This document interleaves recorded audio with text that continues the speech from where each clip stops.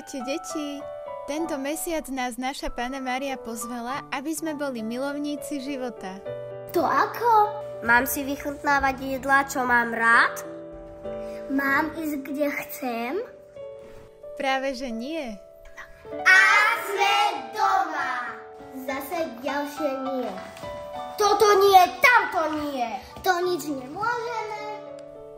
Boh nám daroval život a môžeme všetko, ale potrebujeme mať zdravý rozum a zdravú mieru. Zdravá miera? To je nejaká nová váha, ktorou meráme zdravie?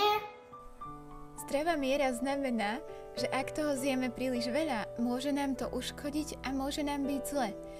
Rovnako môžeme ísť kam chceme, ale iba ak nám to dovolia rodičia, lebo nie každé miesto je pre nás bezpečné. OK, to dáva zmysel. Milovníkmi života sme vtedy, keď sme za všetko vďační a keď rešpektujeme rodičov, učiteľov a tých, ktorí sa o nás starajú. Aj vo Svetom písme sa píše, že všetko smiem, ale nie všetko mi osoží. Priznávam, asi som ešte malý. A nie všetko viem správne vyhodnotiť. Čím to osoží? A je to dobré? A správne pre môj život. Preto nám Boh posiela na pomoc Ducha Svätého. Ten nás naplní silou odvahy a odovzdanosti. Takže máme túžiť po Duchu Svetom a On nám bude pomáhať a šepkať. Správne si to pochopil. Duch Svätý nás uschopňuje žiť tak, ako to Pán Boh od nás chce. A Panna Mária nám tiež bude na našej ceste za svetosťou pomáhať. Mária, nauč nás túžiť po Duchu Svetom.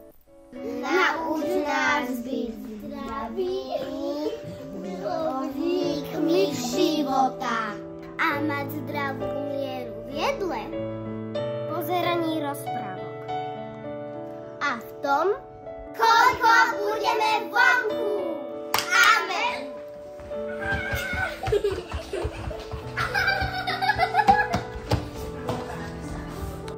Drahé deti, v tomto milostivom čase vás pozývam, aby ste boli ľuďmi nádeje, pokoja a radosti. Aby bol každý človek tvorcom pokoja a milovníkom života.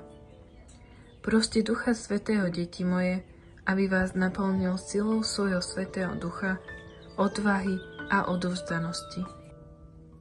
Aj tento čas bude pre vás darom a kráčaním vo svetosti k večnému životu. Som s vami a milujem vás. Ďakujem vám, že ste prijali moje pozvanie.